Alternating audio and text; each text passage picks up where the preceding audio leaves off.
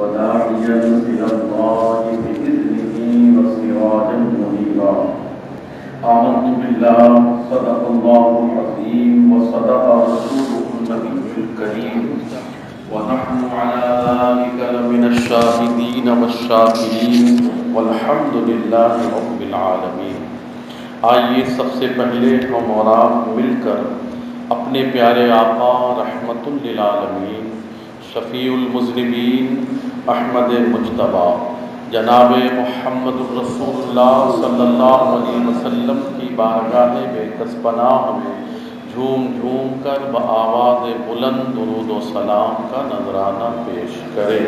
اللہم صل علی سیدنا مولانا محمد وعلی آلہ وأصحابہ وبارک وسلم صلاۃ و سلام علیک یا رسول اللہ صلی اللہ تعالی علیہ وسلم. پروردگار عالم نے اپنے پیارے محبوب صلی اللہ تعالی علیہ وسلم کو بے مثل و بے مثال بنایا.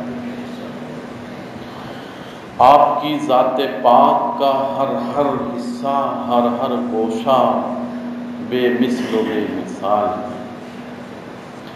رسول پاک صلی اللہ تعالی علیہ وسلم کی ہر ادا معجزہ ہے، ہر اشارہ ابرو معجزہ ہے.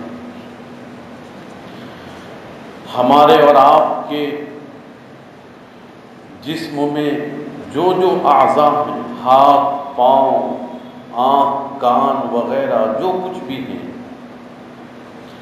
یہ تو محض اعضاء ہیں.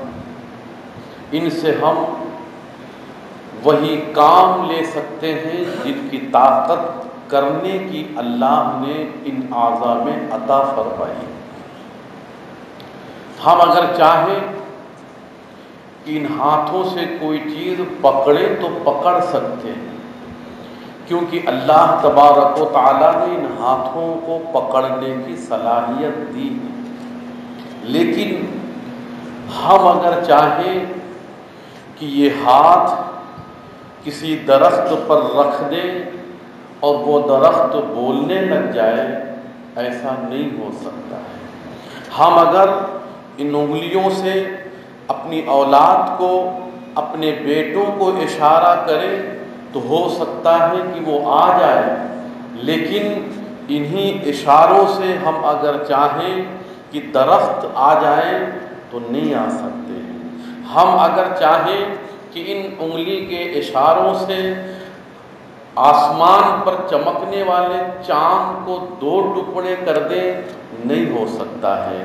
ہم اگر چاہیں کہ ان انگلی کے اشارے سے ڈوبے ہوئے سورج کو پلٹا دیں تو نہیں ہو سکتا ہے. یہ ہم اور آپ ہیں جو نہیں کر سکتے.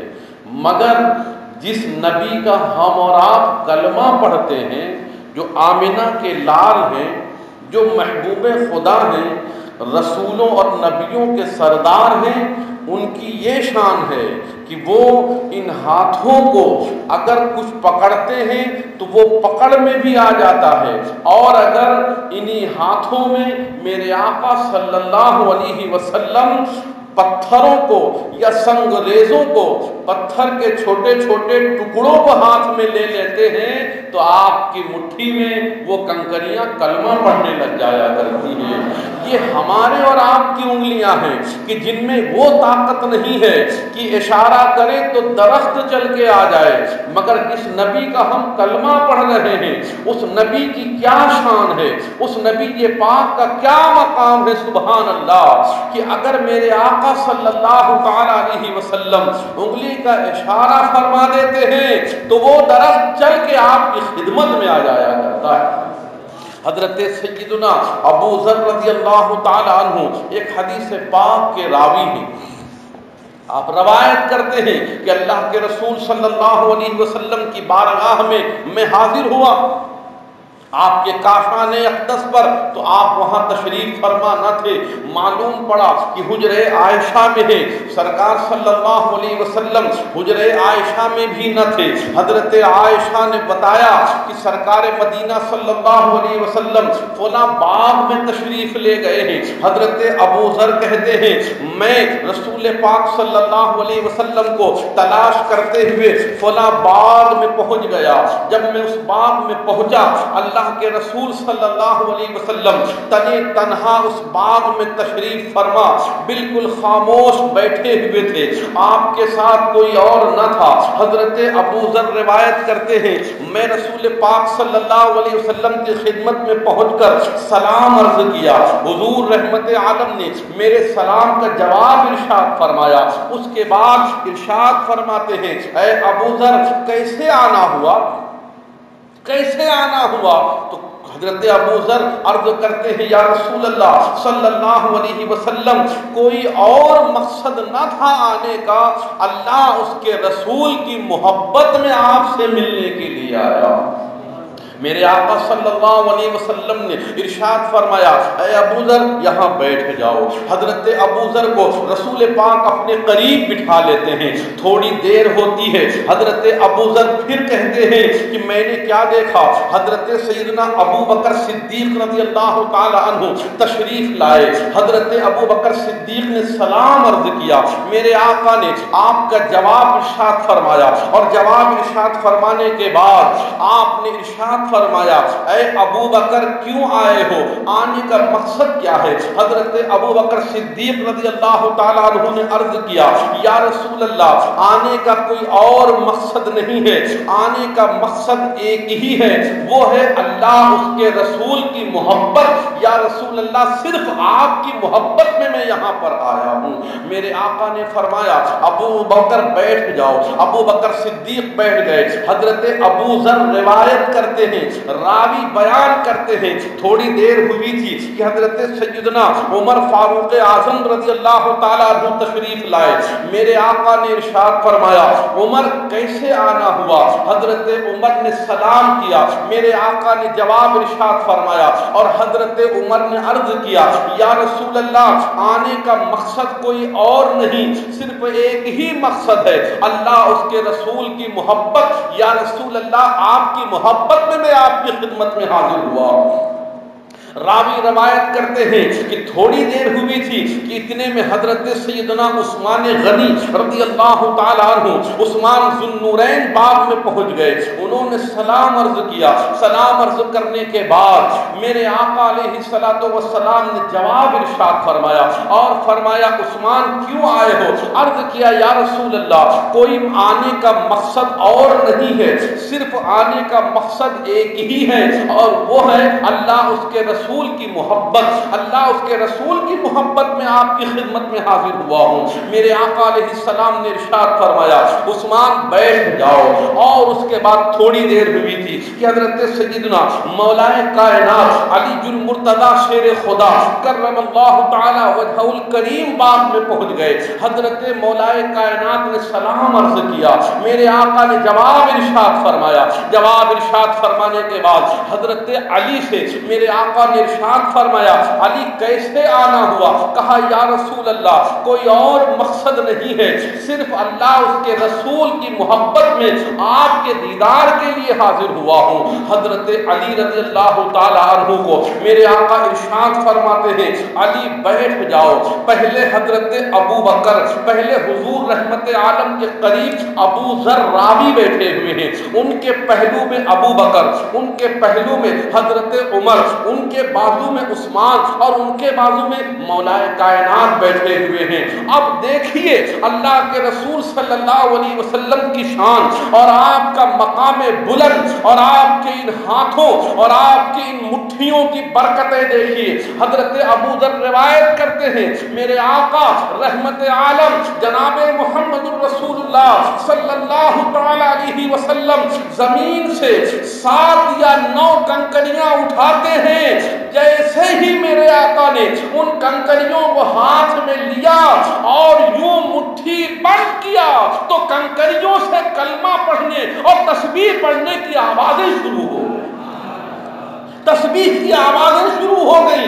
رسول پاک صلی اللہ علیہ وسلم نے اپنے کانوں سے لگایا, تسبیح کی آواز آ رہی تھی. حضور رحمت عالم نے وہ کنکریاں زمین پر رکھ دی تو آوازیں آنا بند ہو گئیں, تسبیح پڑھنا بند ہو گئی. اس کے بعد رسول پاک صلی اللہ علیہ وسلم نے وہ کنکریاں اٹھائیں اور اٹھانے کے بعد بازو میں حضرت ابو ذر راوی بیٹھے ہوئے تھے, ان کو نہیں دیا بلکہ ان کے بازو میں حضرت ابو بکر صدیق بیٹھے ہوئے تھے. میرے آقا نے فرمایا ابو بکر تم ہاتھ بڑھاؤ. حضور نے وہ کنکریاں اٹھائیں, اپنے ہاتھوں سے اٹھائیں, اپنے دست مبارک سے اٹھائیں اور حضور رحمت عالم صلی اللہ علیہ وسلم کی انگلیوں مبارک کا یہ فیضان اور آپ کے دست پاک کا یہ معجزہ کہ آپ نے اٹھا کر وہ کنکریاں ابو بکر کے ہاتھوں میں رکھی تو ان کی مٹھی میں بھی کلمہ پڑھنے لگ گئے,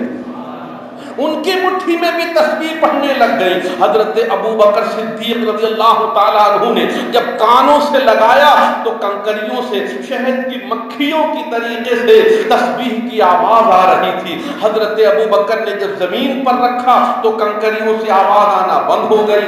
پھر میرے آقا علیہ السلام نے اپنے ہاتھ سے وہ کنکریاں اٹھائیں اور فرمایا عمر تم آگے ہاتھ بڑھاؤ. عمر کے ہاتھ میں جب کنکریاں گئیں تو حضرت عمر کے ہاتھ میں بھی ان کنکریوں نے تسبیح پڑھنا شروع کیا. انہوں نے زمین پر رکھا. رسول پاک صلی اللہ علیہ وسلم نے پھر وہ کنکریاں عثمان ذو النورین کے ہاتھ میں دی تو ان کے ہاتھوں میں بھی کنکریاں تسبیح پڑھنے لگی. انہوں نے زمین پر رکھا. رسول پاک نے پھر وہ کنکریاں اٹھا کر مولا کائنات کے ہاتھوں میں رکھی تو حضرت علی کے ہاتھوں میں بھی ان کنکریوں نے تسبیح پڑھنا شروع کیا. اب اس کے بعد آپ راوی کی بات سنیے. راوی کہتے ہیں حضرت ابو بکر کے ہاتھوں میں کنکریاں دی تو تسبیح پڑھ رہی ہیں, عمر عثمان ذو النورین اور حضرت علی کے ہاتھوں میں دی تو تسبیح پڑھنے کی آوازیں آ رہی تھیں. ثم سیرنا فی ایدینا رجلا فما سبحت حسات منہن. اس کے بعد میرے آقا علیہ السلام نے جتنے اور بھی لوگ تھے ان کے ہاتھوں میں کنکریاں دیں تو ان کے ہاتھوں میں کنکریوں نے تسبیح نہ پڑھی, ان کے ہاتھوں میں تسبیح نہ پڑھی, ان کے ہاتھوں میں کنکریوں کو تسبیح پڑھنے کی آوازیں نہ آئیں. طبرانی کی روایت ہے, خصائص کبریٰ اور مواہب لدنیہ کتابوں میں راوی روایت کرتے ہوئے بیان کرتے ہوئے لکھتے ہیں کہ میرے آقا علیہ السلام نے ترتیب وار ابو بکر, عمر, عثمان اور مولائے کائنات کے ہاتھوں میں تسبیح دے کر اور ان تسبیحوں کا ان کنکریوں کو دے کر اور کنکریوں کا تسبیح پڑھ کر میرے آقا نے اشارہ فرما دیا کہ میرے بعد اگر کوئی خلیفہ بنے گا تو وہ ابو بکر صدیق بنیں گے, ان کے بعد اگر کوئی خلیفہ بنے گا تو وہ عمر بنیں گے, ان کے بعد کوئی خلیفہ بنے گا تو وہ عثمان بنیں گے اور ان کے بعد کوئی خلیفہ بنے گا تو وہ مولائے کائنات بنیں گے. یہاں پر میرے آقا علیہ السلام کے دست مبارک کی برکتوں کا بھی پتہ چل رہا ہے اور نبی کے علم غیب کا بھی پتہ چل رہا ہے. معلوم یہ ہوا میرے آقا کا علم غیب جان رہا تھا کہ ابو بکر پہلے خلیفہ ہوں گے, ان کے بعد عمر ہوں گے, ان کے بعد عثمان ہوں گے, ان کے بعد مولائے کائنات ہوں گے. اور جیسا میرے آقا نے اشارہ فرمایا تھا ایسا ہی ہوا سبحان اللہ. اور ہم تمام اہل سنت والجماعت کا, صحابہ سے لے کر آج تک تمام اولیاء کرام کا یہی عقیدہ ہے کہ میرے آقا نے جو ترتیب بتائی تھی وہی ترتیب صحیح ہوئی ہے. اور اس کے بعد دوسروں کے ہاتھوں میں کنکریوں نے تسبیح نہ پڑھی, یہ بتا دیا کہ ان میں سے کوئی خلیفہ نہیں بنے گا. پیارے اسلامی بھائیوں, رسول پاک صلی اللہ علیہ وسلم کے ہاتھوں میں تسبیح پڑھنا اور آپ کے ہاتھوں میں کنکریوں سے تسبیح کی آوازیں آنا, یہ بتا رہے ہیں میرے آقا کی دیکھ لو میں تمہاری جیسا نہیں پیدا ہوا, میں تمہارے جیسا نہیں پیدا ہوا ہوں، میں محض بشر بن کے نہیں آیا ہوا ہوں، میں محض انسان بن کر نہیں آیا ہوا ہوں۔ میرے آقا علیہ الصلوۃ والسلام کے مٹھی میں کنکریاں تسبیح پڑھ رہی ہیں، یہ بتا رہی ہیں کہ یہ آقا بے مثل و بے مثال ہے، ان کے ہاتھوں کا معجزہ بے مثل و بے مثال ہے، ان کی مٹھی میں تسبیح پڑھنا کنکریوں کا یہ بے مثل و بے مثال ہے۔ اور سبحان اللہ، اسی حدیث پاک کا ترجمہ کرتے ہوئے اعلیٰ حضرت امام اہل سنت اپنے کلام میں کچھ یوں شعر فرماتے ہیں: ہے لب عیسیٰ سے جا بخشی نرالی ہاتھ میں، ہے لب عیسیٰ سے جا بخشی نرالی ہاتھ میں، سنگریزے پاتے ہیں شیریں مقالی ہاتھ میں۔ یہ وہ ہاتھ ہے سبحان اللہ کہ جب رسول پاک صلی اللہ علیہ وسلم کے دست مبارک میں، یہ وہ ہاتھ ہے کہ جب آپ کے دست مبارک میں کنکریاں آ جاتی ہیں تو انہیں بولنے کی صلاحیت پیدا ہو جایا کرتی۔ معلوم یہ ہوا رسول ہماری طرح نہیں ہے، رسول ہمارے جیسے نہیں ہے۔ حضرت مولائے کائنات علی المرتضیٰ شیر خدا رضی اللہ تعالیٰ عنہ ایک جگہ روایت فرماتے ہیں کہ رسول پاک صلی اللہ علیہ وسلم کے ساتھ ایک مرتبہ ہم لوگ مکے سے باہر نکلے۔ حضرت علی روایت کرتے ہیں کہ حضور صلی اللہ علیہ وسلم کے ساتھ ہم لوگ مکے سے باہر نکلے تو حضرت علی کہتے ہیں ہم جدھر جدھر سے گزرتے جاتے تھے، ترمذی کی روایت ہے، جو پہاڑ یا جو درخت اللہ کے نبی کے سامنے آتا تھا وہ جھک جاتا تھا اور سلام کرتا تھا: السلام علیکم یا رسول اللہ۔ ذرا غور تو فرمائیے، درخت نبی کی بارگاہ میں سلام بھیجے: السلام علیکم یا رسول اللہ، اور ہم جب سلام پڑھتے تو نہ جانے کیوں کسی کو تکلیف ہونے لگتی۔ ہم سلام پڑھیں یا نبی سلام علیہ تو کچھ کلمہ نام نہار وہابیوں کو پتہ نہیں کیوں تکلیف ہونے لگتی ہے، کہتے سلام پڑھنا ناجائز ہے، سلام پڑھنا حرام ہے، سلام پڑھنا شرکت ہے۔ اور ان سے بہتر بدر جہاں تو وہ درخت تھے کہ جو نبی کو دیکھتے تھے تو جھوم جھوم کر سلام پڑھنے لگتے تھے۔ اس لیے اسلامی بھائیوں، ان بدبختوں اور ان وہابیوں کی باتوں میں نہ آؤ، جھوم جھوم کر اپنے نبی پر سلام پڑھا کرو۔ ارے ہم زندگی پر سلام پڑھتے رہے، اگر میرے آقا نے ایک مرتبہ بھی ہمارے سلام کا جواب دے دیا ہمارا بیڑا پار ہو جائے گا۔ اس لیے ہم صلاۃ و سلام ضرور پڑھتے رہا کریں۔ تو رسول پاک صلی اللہ علیہ وسلم کی یہ شان ہے کہ آپ جدھر سے گزرتے تھے درخت اور جو ہے پتھر آپ کو سلام کیا کرتے تھے۔ حضرت عیسیٰ روح اللہ علیہ السلام کا بھی یہ معجزہ ہے، اللہ تعالیٰ نے حضرت عیسیٰ روح اللہ علیہ السلام کو بھی یہ معجزہ عطا فرمایا تھا کہ آپ نے مردوں کو زندہ فرمایا۔ عیسیٰ علیہ السلام نے مردوں کو زندہ فرمایا۔ عیسیٰ علیہ السلام کے ہاتھوں میں یہ معجزہ تھا، یہ تاثیر تھی کہ آپ کے ہاتھ جس پیدائشی نابینا جو آنکھوں میں لگ جاتے تھے اس کی آنکھوں میں بینائی آ جایا کرتی تھی، یعنی لا علاج مریض حضرت عیسیٰ علیہ السلام کے دست مبارک لگنے سے اچھے ہو جاتے تھے، تندرست ہو جاتے تھے، سلامت ہو جاتے تھے۔ مگر پیارے اسلامی بھائیوں، عیسیٰ علیہ السلام نے جن مردوں کو زندہ کیا اور ان مردوں نے اپنی قبروں سے باہر نکل کر حضرت عیسیٰ سے کلام فرمایا تو وہ لوگ وہ تھے جو پہلے زندہ تھے، جو پہلے انسان تھے، جن کے اندر بولنے کی صلاحیت تھی، جن کے اندر چلنے کی صلاحیت تھی۔ پہلے وہ چلتے تھے، پہلے وہ بولتے تھے، پہلے وہ کلام کرتے تھے، تب ایسے لوگوں کو عیسیٰ روح اللہ نے زندہ فرمایا۔ مگر ہمارے نبی کی یہ شان، ہمارے نبی کا یہ مقام بلند ہے سبحان اللہ کہ وہ درخت جو کبھی نہیں چلتے تھے میرے آقا نے انہیں چلنا سکھا دیا ہے، وہ پتھر جو کبھی نہیں بولتے تھے میرے آقا نے انہیں بولنا سکھا دیا۔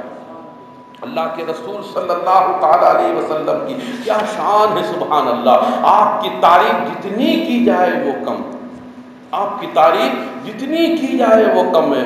ہر چیز کی ایک الگ خصوصیت، یہ دست مبارک اس کی خصوصیت الگ ہے، اس کے معجزات اور برکتیں الگ ہیں، اور رسول پاک صلی اللہ تعالی علیہ وسلم کی ان انگشتان مبارک اور ان انگلی مبارک کی شان الگ ہے، ان کے معجزات الگ ہیں۔ ارے صرف انہی کے نہیں بلکہ میرے آقا علیہ السلام کی انگلی مبارک میں جو ناخن مبارک ہیں اس کی شان بھی بے مثل بے مثال ہے۔ جن آپ کے جسم پاک کا کوئی ایسا حصہ نہیں ہے، ایسا کوئی عضو پاک نہیں ہے جو بے مثل و بے مثال نہ ہو۔ ارے آپ محبوب خدا تھے، آپ کو اللہ تبارک و تعالیٰ نے اپنا محبوب بنا لیا اور محبوب بنایا کیونکہ آپ سارے محبوبوں کے محبوب۔ اللہ کی کرم سے ہم اور آپ اس نبی پاک کے امتی اور غلام ہیں جس نبی کو اللہ تعالیٰ نے اپنا محبوب بنایا۔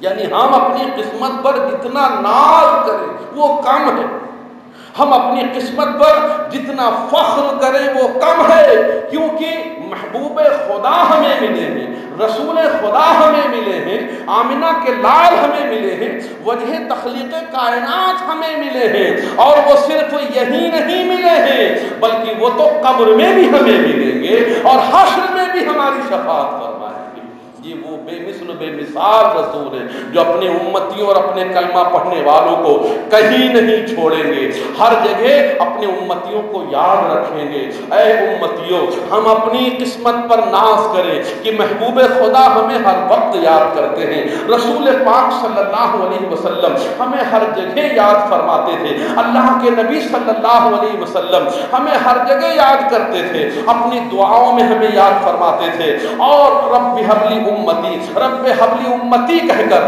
میرے آقا علیہ السلام اپنی امت کو ہر وقت یاد کیا کرتے تھے۔ مگر اے امتیوں، ہم بھی تو غور کریں کہ جو نبی ہمیں ہر وقت یاد کرتے تھے ہم اپنے نبی کو کتنا یاد کرتے ہیں۔ ہم جس نبی پاک کا کلمہ پڑھتے ہیں ہم اس نبی پاک صلی اللہ علیہ وسلم کو کتنا دن میں یاد کرتے ہیں؟ کیا ہم درود پاک پڑھ کر اپنے نبی کو یاد کرتے ہیں؟ کیا ہم نمازیں پڑھ کر اپنے نبی کی آنکھوں کو ٹھنڈک پہنچا کر ہم اپنے نبی کو یاد کرتے ہیں؟ کیا ہم سنتوں پر عمل کر کے اپنے نبی کو یاد کرتے ہیں؟ کیا ان کی تعلیمات پر عمل کرتے ہوئے ہم ان کو یاد کرتے ہیں؟ کیا اٹھتے بیٹھتے یا رسول اللہ، یا نبی اللہ، یا حبیب اللہ کہہ کر ہم ان کو یاد کرتے ہیں؟ کیا صلاۃ و سلام پڑھ کر ہم اپنے نبی کو یاد کرتے ہیں؟ ہم غور فرمائیں کہ ہم اپنے نبی کو کتنا یاد کرتے ہیں۔ افسوس، سخت افسوس کہ آج ہم دین سے دور ہوتے جا رہے ہیں، اپنے نبی پاک صلی اللہ علیہ وسلم کی تعلیمات سے دور ہوتے جا رہے ہیں، سنتوں سے دور ہوتے جا رہے ہیں۔ آنے والی نسل دین سے کتنی دور ہوتی جا رہی ہے یہ تو ہر کوئی بتا سکتا ہے، ہر کوئی کہہ سکتا ہے کہ آج ہمارے اندر دین کتنا رہ گیا، آج ہمارے اندر شریعت کتنی رہ گئی، آج مسلمانوں میں دین پر عمل کتنا رہ گیا۔ یہ تو ہر کوئی بخوبی جانتا ہے کہ آج ہم واقعی میں مسلمان تو ہیں لیکن اسلامی تعلیمات سے بہت دور ہو چکے ہیں۔ آج مسلمانوں کو یہ نہیں معلوم ہوتا ہے کہ ہم مسجد میں آئیں تو کیسے آئیں، ہم مسجد سے نکلے تو کیسے نکلیں، لباس پہنے تو کیسے پہنے، ہمارے نبی نے کیا طریقہ بتایا، یہاں تک کہ ہم چپل پہنے تو کیسے پہنے، پہنے کا طریقہ ہمارے نبی نے کیا بتایا ہے، ٹوائلٹ میں آئیں اور جائیں تو کیسے آئیں اور جائیں، ہمارے نبی نے کیا طریقہ بتایا ہے، اور پھر وہاں بیٹھے فارغ ہوں تو آپ دست کیسے لیں، کیسے ہم گندگی صاف کریں، اس کا طریقہ ہمارے نبی نے کیا بتایا ہے، ہم پیشاب کریں تو کیا طریقہ ہونا چاہیے، کدھر ہمارا منہ ہونا چاہیے اور کدھر ہماری پیٹھ ہونی چاہیے۔ یہ وہ باتیں ہیں جو اسلام سے تعلق رکھتی ہیں، نبی پاک کی تعلیمات سے تعلق رکھتی ہیں، مگر پیارے اسلامی بھائیو آج ہم ان تمام چیزوں کو بھولے بیٹھے ہیں، آج ہم ان تمام تعلیمات کو بھول چکے ہیں اور ہم ان تعلیمات سے دور ہو چکے ہیں۔ یہی وجہ ہے کہ آج ہم نمازیں تو پڑھتے ہیں لیکن ہمیں یہ نہیں معلوم ہوتا کہ سجدے میں کتنی انگلی لگے گی تو نماز ہوگی اور کتنی انگلی نہیں لگے گی تو نماز نہیں ہوگی۔ ہم نمازیں تو پڑھتے ہیں لیکن ہم نے کبھی کسی سے پوچھا نہیں کہ سجدے میں کتنی انگلی نہ لگے تو نماز نہیں ہوگی۔ ہم نماز تو پڑھ رہے ہیں لیکن ہم نے کبھی پوچھا نہیں کہ نماز میں واجبات کتنے ہیں، وہ کون سی چیز ہے جو چھوٹ جائے تو نماز دہرائے بغیر کام نہیں چلے گا۔ پیارے اسلامی بھائیوں، یہ وہ ضروری علم تھا جس کو جاننا ہمارے لیے بے حد ضروری تھا، مگر آج ہم ان تمام تعلیمات سے دور ہیں، آج ہم ان تمام باتوں سے غافل ہیں، اور ہمیں نماز کے واجبات یاد نہیں ہیں، نماز کے فرائض یاد نہیں ہیں، نماز کے شرائط یاد نہیں ہیں۔ اے اسلامی بھائیوں، ہم کوشش کریں کہ ان چیزوں کو یاد رکھیں اور پوچھیں اگر سمجھ میں نہیں آتا ہے، پوچھیں علماء کرام سے کہ ہمیں کیا کیا چیزیں نمازوں میں ضروری ہیں، اور کیا وہ چیزیں ہیں کہ جس کے بغیر ہمیں ہماری نماز صحیح نہیں ہوگی۔ کتنی قیمتی عبادت ہے کہ ہم کتنا قیمتی وقت نکال کر نماز پڑھنے آتے ہیں، ہم وقت کو نکال تو لیتے ہیں، نمازیں تو پڑھ لیتے ہیں، لیکن نماز کی ضروری باتیں نہیں سیکھتے۔ اس لیے ہمیں چاہیے کہ ہم اپنے نبی کی تعلیمات پر عمل کریں اور روزانہ اپنے پیارے آقا صلی اللہ علیہ وسلم پر درود و سلام ضرور پڑھا کریں، پیارے آقا علیہ السلام کی باتوں پر ضرور عمل کیا کریں۔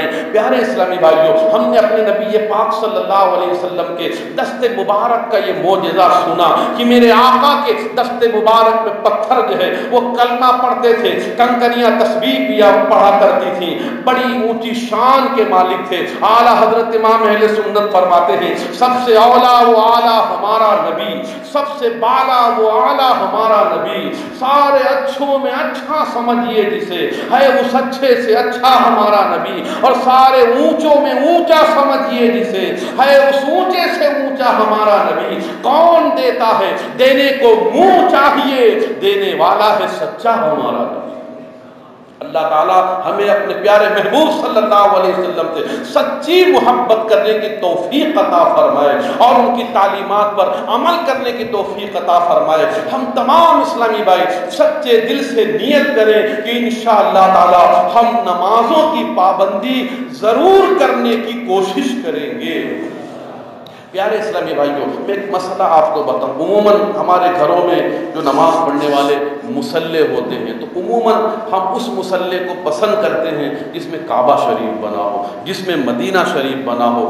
اچھی بات ہے، آپ کی پسند بڑی اچھی ہے کہ کعبے والے اور گنبد خضرا والے مصلے پر آپ نماز پڑھتے ہیں، لیکن جب ہم اتنی عظیم چیز مصلے پر بنی ہو اس پر نماز پڑھتے ہیں تو اب ہم پر یہ بھی لازم و ضروری ہے کہ ہم کہیں ایسا نہ ہو کہ ہمارا پاؤں اس خانے کعبہ پر پڑ جائے جو مصلے پر بنا ہوا ہے، کہیں ایسا نہ ہو کہ بے خیالی میں جو گنبد خضرا ساری کائنات کو جو نور پہنچا رہا ہے، کہیں ایسا تو نہیں کہ اس مصلے پر جہاں گنبد خضرا بنا ہوا ہے بے خیالی میں ہمارا پاؤں پڑ جائے، یا ہم نے سلام پھیرا، سلام پھیرنے کے بعد جب ہم تسبیح پڑھنے بیٹھے تو آگے اتنے کھسک گئے کہ ہم اسی کعبے کے اوپر بیٹھ گئے یا گنبد خضرا کے اوپر بیٹھ گئی، کہیں ہم ایسا تو نہیں کرتے؟